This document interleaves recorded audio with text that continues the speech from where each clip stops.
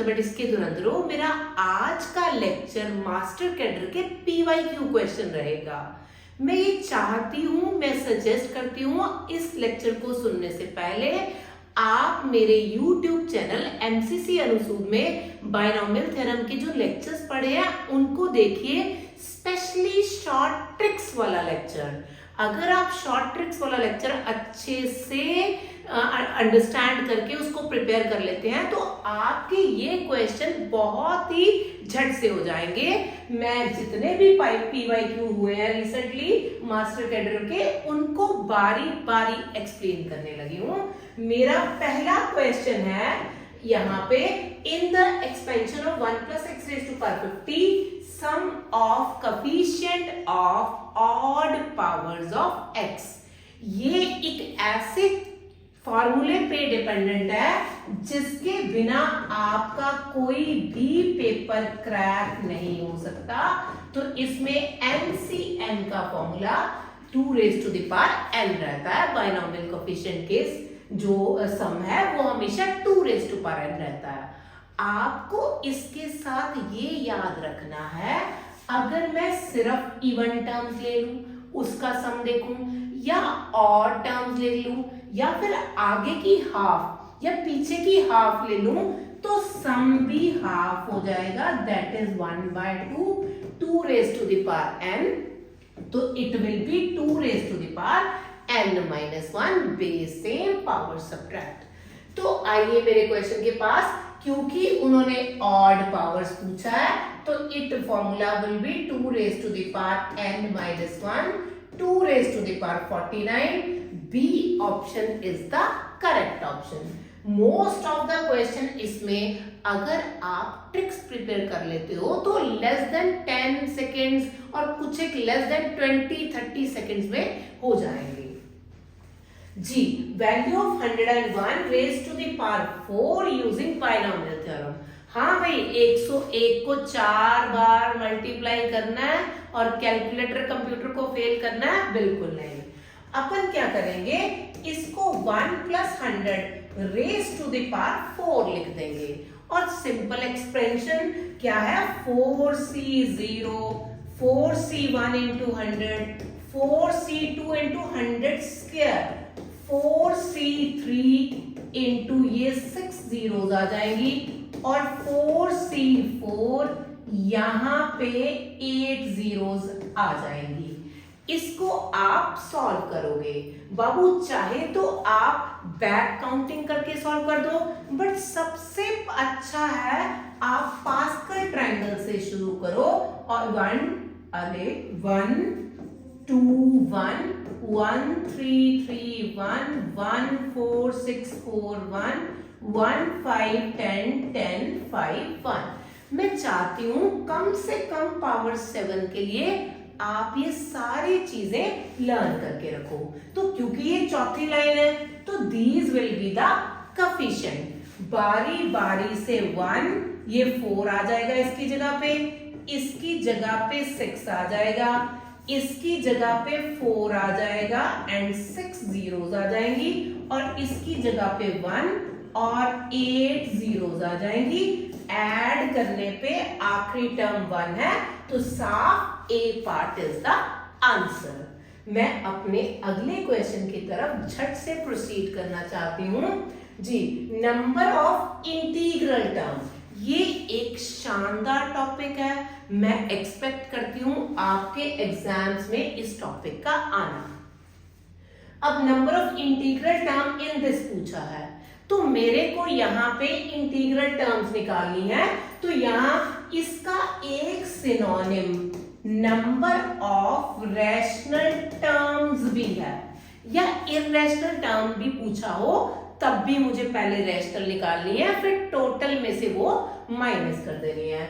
तो अपन के पास एक शॉर्ट ट्रिक है, इसमें आपने क्या करना है, अगर r की वैल्यू निकालनी है, it will B 500 upon LCM of these two numbers, that is 2, 2 और +1। तो ये LCM हो जाएगा 2 + 1 251। मेरा ऑप्शन सी करेक्ट आ चुका है। व्हाट इफ अगर मैं ये फॉर्मूला भूल गई, तब भी मरना तो नहीं है, तब भी हमें जीना है और हर हाल में पेपर क्लियर करना है। तो अपन इसके लिए TR+1 बहुत जल्दी से लगाएंगे। 500 CR 3 1/2 raised to the power 500 minus R और 2 1/2 raised to the power R। इसको मैं एक बार दोबारा आपको बता रही हूं, 500 minus 2R। आपको इजी फॉर्मेट चुनना है। इजी फॉर्मेट का मतलब ये वाला, तो R 2 के मल्टीपल होने चाहिए और 0 से लेके 500 तक होने चाहिए। तो ये 0 2 4 6 एंड वाला 500 रहेगा। अब ये इनमें से वो चूज करने हैं जो इस इक्वेशन को सेटिस्फाई करते हैं, क्योंकि 500 एक इवन नंबर है और R भी सारे इवन नंबर हैं। अगर मैं इवन में से इवन माइनस करूंगी तो एक इवन नंबर आएगा और हर इवन नंबर 2 से डिविजिबल होता है। इस नाते ये सारे के सारे इसको सेटिस्फाई कर जा रहे हैं और 0 से लेके अगर मैं 500 तक काउंट करूं और इवन नंबर्स मेरे पास 251, सी ऑप्शन ही करेक्ट आंसर आ जाएगा। नेक्स्ट अगले क्वेश्चन की तरफ बढ़ते हुए, अरे वाह, ये तो बहुत ही शानदार और इजी क्वेश्चन है।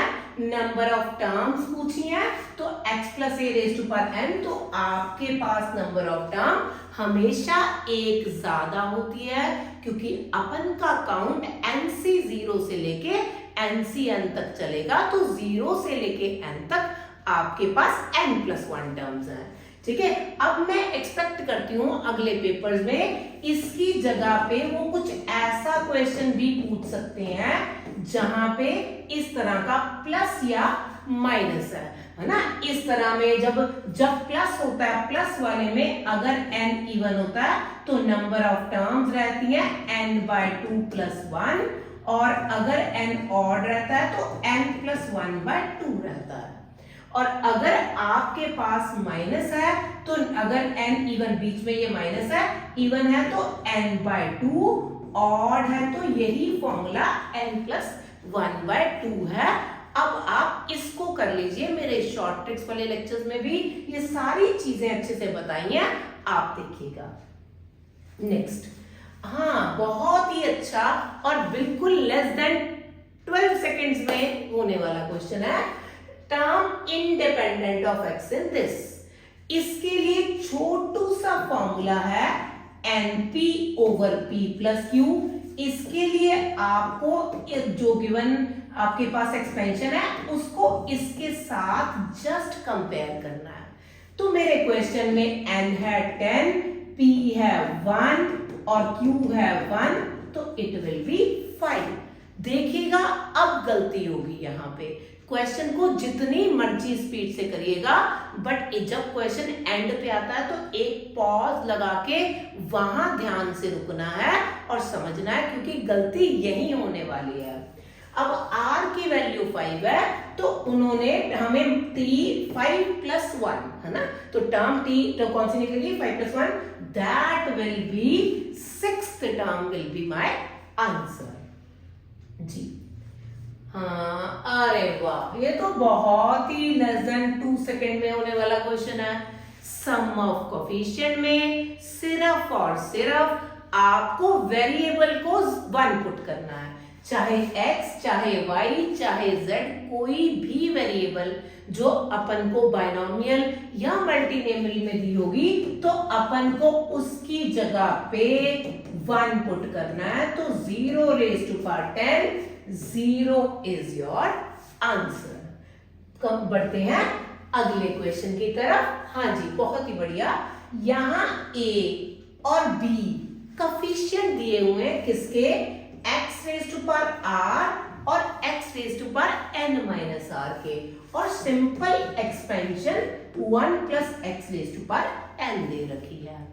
अगर ये दोनों कंसेक्टिव होते तो मेरा शानदार ट्रिक लगता है ना, बट अब ये कंसेक्टिव नहीं है तो अपन को जनरल टर्म निकालनी पड़ेगी, क्योंकि क्वेश्चन ने ऑलरेडी r यूज कर लिया।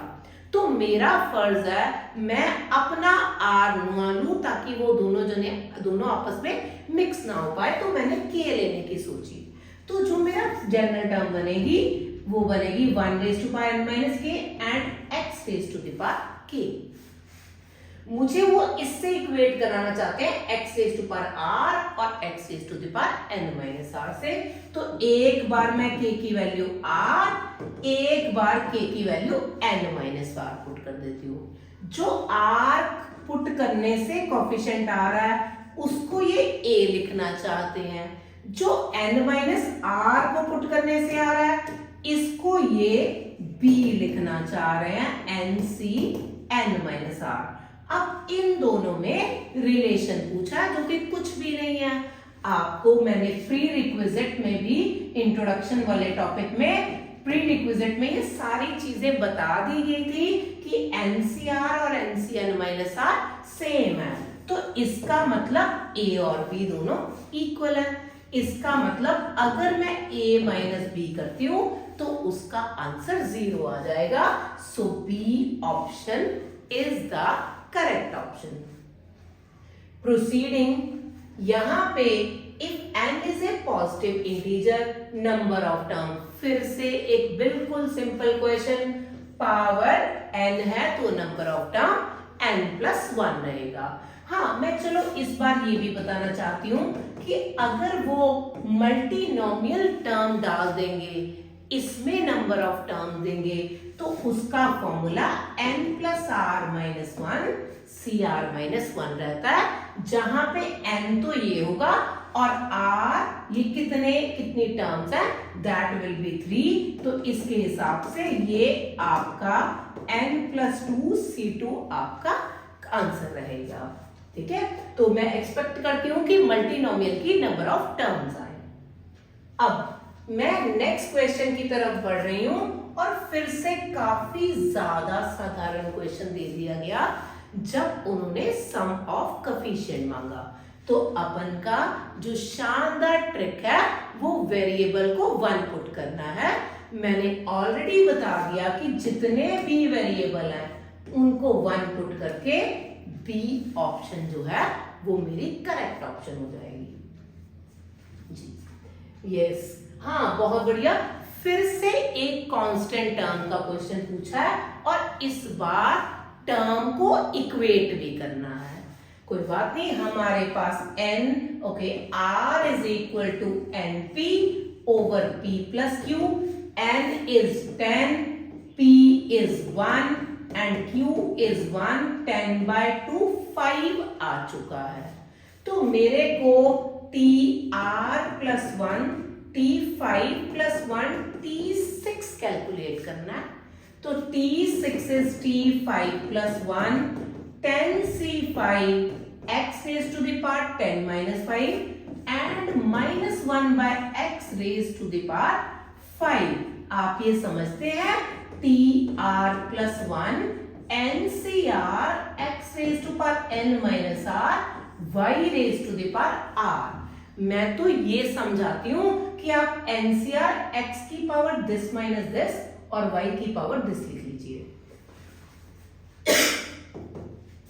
ये 10c5 x raise to power 5 cut जाएगा और ये -1 raise to the power 5 minus 10c5 आ जाएगा, जिसको मैं सॉर्ट करूंगी 10 से बैक काउंटिंग 10 9 8 6 7 6 और नीचे 5 4 3 2 1। आप कैलकुलेट कीजिएगा। मुझे लगता है कि इसका आंसर -252 आ रहा है। ठीक है, हम अगले क्वेश्चन की तरफ बहुत शानदार तरीके से मूव करते हैं।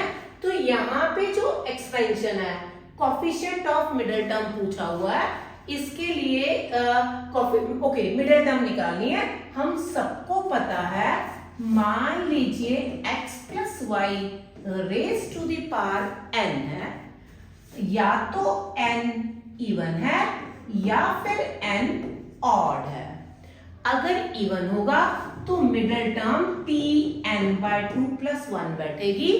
अगर n ऑड होगा तो tn प्लस 1 बाय 2 और tn प्लस 3 बाय 2, ये दो टर्म्स आपके लिए बैठेगी।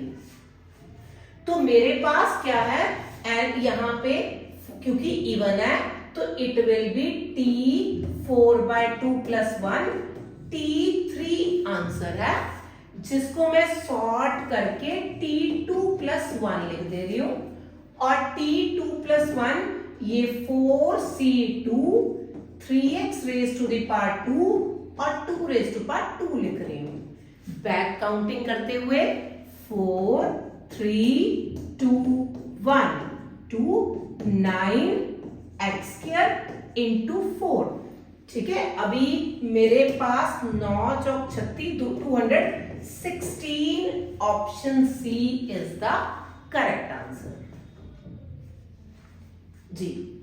अब फिर से नेक्स्ट क्वेश्चन, फिर से मिडिल टर्म का आ चुका है, फिर से मेरे को इवन टर्म दी हुई है, तो ये t10/2 + 1 t6 पूछ रहे हैं, तो t6 के लिए t5 + 1 है, 10c5 x⁻5 1/x⁻5 gets cancel.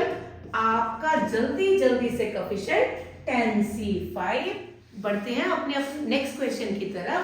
ये जो 3704 वाले पेपर में हमारे पास जो कोई क्वेश्चन आया, coefficient of x³ in the expansion of this, मैं फिर से इस तरह के क्वेश्चन एक्सपेक्ट करती हूँ इस बार पेपर में। और ये क्वेश्चन हम इस तरह का कांस्टेंट टर्म का क्वेश्चन हमने डिस्कस करा है, और ट्रिक्स वाले में भी हमने ये डिस्कस करा है, r = np - m / p + q। जब मैं इसको x⁻p b/x⁻q⁻n से कंपेयर कर दूंगी, तो n मेरे पास 15 है, और यहाँ पे p है 4, m क्या है जो इसका कोएफिशिएंट है, दैट इज 3, जिसके बारे में वो मांग कर रहे हैं, और p + q 4 + 3 7 बैठ रहा है मेरे पास, दिस इज 7, तो इट इज 57/7। बाबू r की वैल्यू अपॉन में नहीं हो सकती, ये एक इंटीजर आना चाहिए था, तो इस क्वेश्चन के लिए कोई भी ऑप्शन करेक्ट नहीं है, या तो ये मिस प्रिंट होके आपके पेपर में आया हुआ क्वेश्चन है। नेक्स्ट क्वेश्चन को प्रोसीड कर रही हूं। Coefficient of 5th and 6th term in the expansion of this are equal. इसका तो बहुत ही जबरदस्त ट्रिक है, जब भी pth और qth टर्म इस तरह की एक्सपेंशन में इक्वल हो तो फॉर्मूला रहता है p + q = n + 2।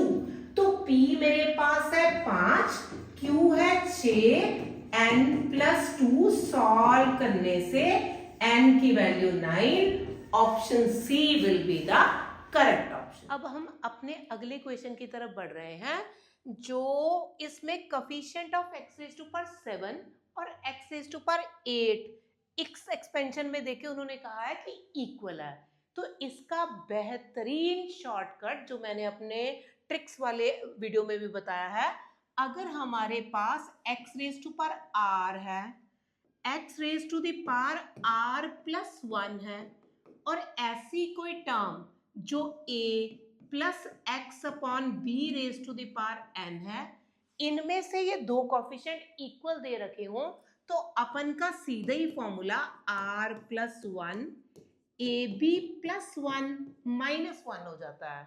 तो मेरे पास r की वैल्यू 7 है, 7 + 1 8 हो गया, a की वैल्यू 2 है, b की वैल्यू 3 है, +1 - 1 हो गया, 7 × 8 56 - 1 55 इज द आंसर, जो हम लेस देन 10 सेकेंड में इस खूबसूरत फॉर्मूले के साथ लेके आ गए हैं।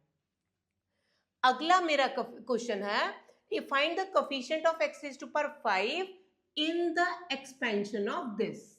तो एज ऑलरेडी डिस्कस, देखो सेम से क्वेश्चन आ रहे हैं, फॉर्मूला था np - m / p + q।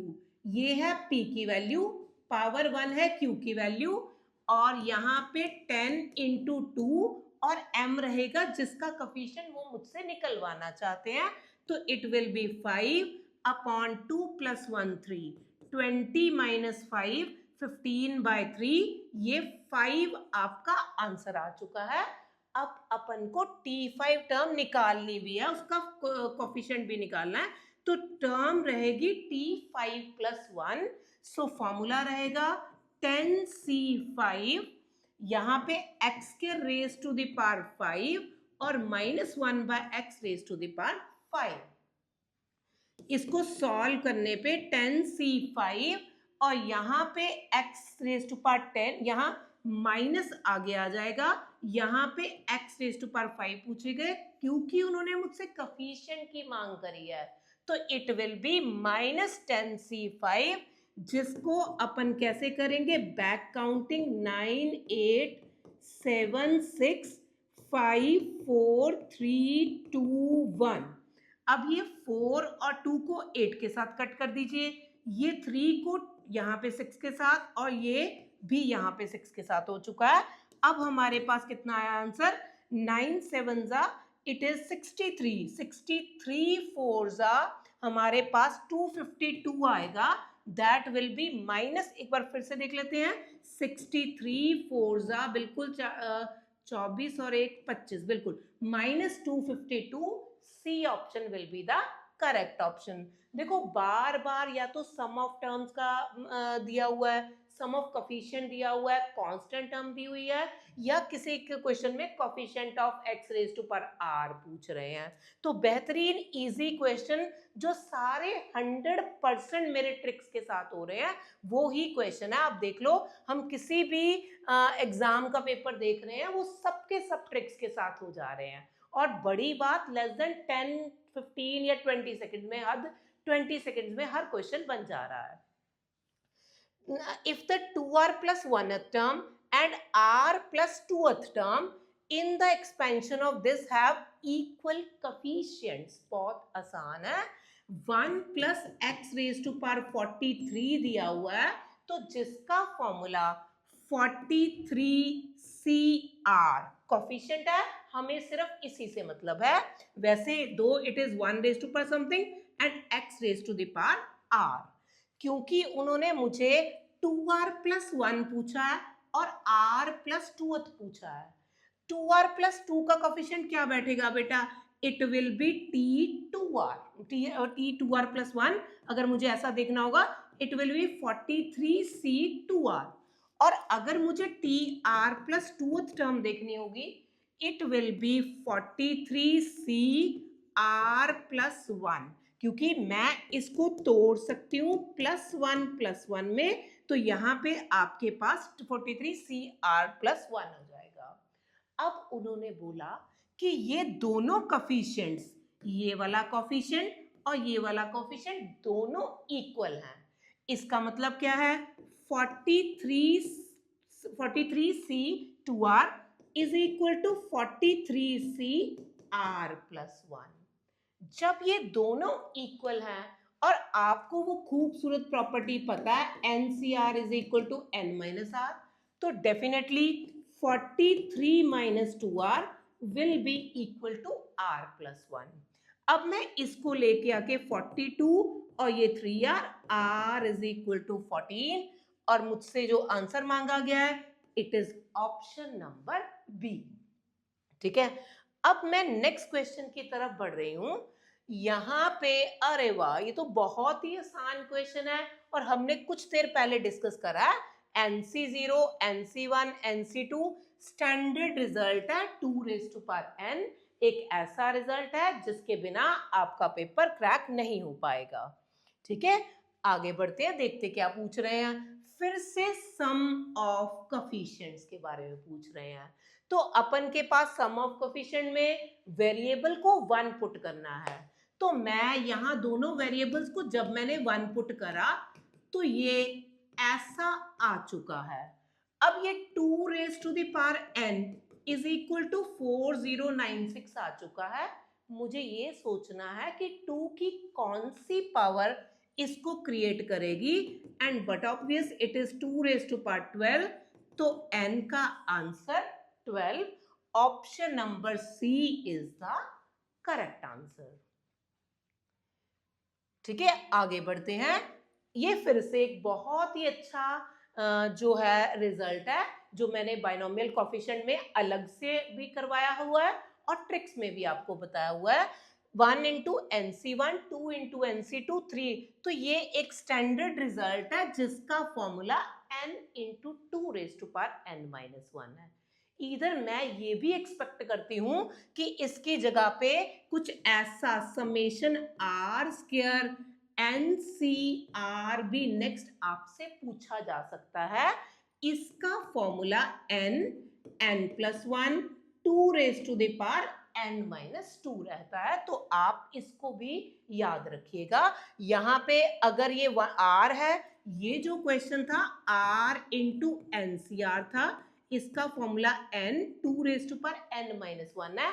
आप ऐसा याद कर सकते हैं, अगर ये n है तो ये n इंटू n+1 है, और अगर ये 2 रेज टू पावर n-1 है तो यहाँ पे 2 raise to the power n-2 हो जाएगा जी। अरे वाह, फिर से वही क्वेश्चन जिसके बिना आपका पेपर नहीं क्रैक हो सकता। NC0, NC2, NC4 ये और इवन नंबर्स का सम है। हमने आपको काफी बार बताया कि it will be half 2 raise to the power n, तो 2 raise to the power n-1, option B will be the correct option for me. ठीक है, अब नेक्स्ट क्वेश्चन की तरफ बढ़ते हुए देखो, ये 4-5 चीजें ही फ्रीक्वेंटली आपके पेपर में पूछी जा रही हैं। It is term independent of x in this, तो आपको इसमें से निकालना है। तो r की value NP P plus Q, 15 ये P है 1 और Q है 2, तो 1 प्लस 2 15/3, आंसर 5 आ चुका है। तो मुझे TR+1 टर्म निकालनी है, सो T5+1 T6 निकालनी है। मैं कैसे सॉल्व करूंगी इसको? ऑब्वियसली यहाँ पे 15C5 और यहाँ x raise to the power 10 और -2/x² raise to the power 5। तो यहाँ पे जो आंसर है 15C5 ये कटेगा, -2 रेज टू द पावर 5। मैं चाहती हूं कि आप इसको फटाफट से आंसर सॉल्व करें और मुझे कमेंट बॉक्स में साथ के साथ आंसर करें। आपने देखा होगा क्वेश्चन रिपीटेडली वही सेम आ रहे हैं, तो आपको करना क्या है, बार बार वीडियो पॉज करो। ये जो क्वेश्चंस हैं ये खुद कर सकते हो आप। मैंने कितने क्वेश्चन ऐसे कर लिए हैं जी। फिर से वही question, find the term independent of x या कांस्टेंट टर्म। तो फिर से r की वैल्यू 9, मैं r is equal to NP P plus Q। तो n की वैल्यू जो अपन के पास है दैट इज 9, p की वैल्यू 2 है, ये 2 + 1 है, 6 हो चुका है। जबकि मेरे पास टर्म क्या हो जाएगी, T7। It will be T6 + 1. It is 9C6, 2x² raised to the power 3 and -1/x raised to the power 6। ये जनरल टर्म वाला फॉर्मूला पूरी बाइनोमियल थ्योरम को अच्छे से 100% कवरेज दे देता है। तो यहाँ पे 9C3 भी कर सकते हैं, 9 - 6 3। यहाँ 2 रेज टू द पावर 3 8 है, ये x raise to power 6 x raise to power 6 से कट जाएगा, माइनस भी जो है वो खत्म हो जाएगा। तो इसका जो आंसर बन रहा है 9 × 8 × 7 अपॉन 3 × 2 × 1 × 8, 3 और ये 4, ओके 56 × 12, ये हो गया 6 5 2 7 6, 672। Option number A is the correct option. यहां पे देखिए, कभी तो ये पूछते हैं कि कौन सी टर्म है। अगर कौन सी टर्म है तो जल्दबाजी में 6 मत दे देना, टर्म हमेशा TR+1 है। ये तो 6 तो R की वैल्यू आई है, ठीक है। और अब जो है फिर से लो मेरे को लग ही नहीं रहा कि कहीं भी कोई टॉपिक चेंज हो रहा है। फिर से टर्म इंडिपेंडेंट ऑफ x हुआ, इस बार थोड़ा सा उन्होंने जो है चीज घुमाई, टर्म को 405 लिख दिया। तो यहाँ पे जो है ओके, यहाँ in the term independent of x, फिर से r की वैल्यू 10 इंटू बाबू ये x की पावर 1/2 है और k upon X square whole raise to power 10 है। मायने ये कि मेरे पास जो टर्म p की वैल्यू है दैट इज 1/2 और यहाँ पे p प्लस q 1/2 प्लस 2, तो ये कट के आ गया 5 और यहाँ आ गया 5/2, तो ये रेसिप्रोकल होके 2 बन जाएगा। तो मुझे क्या निकालना है? अच्छा हाँ, T2, तो अभी मेरे को T3 निकालना है जिसका फॉर्मूला T2 + 1 होगा। इसका मतलब अपन को 10C2 x raise to power 1/2 whole raise to power 8 और k बाय एक्स के रेज टू द पावर 2 आ जाएगा। और इसका जो थोड़ा और सॉर्ट करती हूं मैं, x रेज टू पावर 4 और k square x raise to power 4, ये तो ऑलरेडी कट जाएगा। इसका आंसर दे रखा है 405, तो मैं यहाँ पे 405 लगा रही हूं। इसको बैक काउंटिंग करके कैलकुलेट करूंगी। अपन सबको पता है बैक काउंटिंग 2 अक्षर, नीचे 2 × 1, ये आ गया 5 और ये 45 405 से कटेगा तो 9 आएगा। तो k की वैल्यू ±3, ढूंढो ढूंढो, option number B is the correct option. जी, जो नेक्स्ट है, फिर से मिडिल टर्म मांग रहे हैं, 2x - 3y मिडिल टर्म नहीं मांग रहे, सिर्फ उसका इंडेक्स पूछ रहे हैं, कौन सी टर्म है इसके बारे में बात करना चाहते हैं। तो अपन सबको पता है अगर ये हो n इवन हो तो नंबर ऑफ टर्म्स n/2 + 1 होती है, ये है मिडिल टर्म, ठीक है। और अगर n ऑड हो तो दो मिडिल टर्म्स है tn + 1/2 और tn + 3/2, these are the two terms, ठीक है। तो अभी यहां पे इवन है तो t 10/2 + 1 t 6th, तो छठी term will be your answer, ठीक है।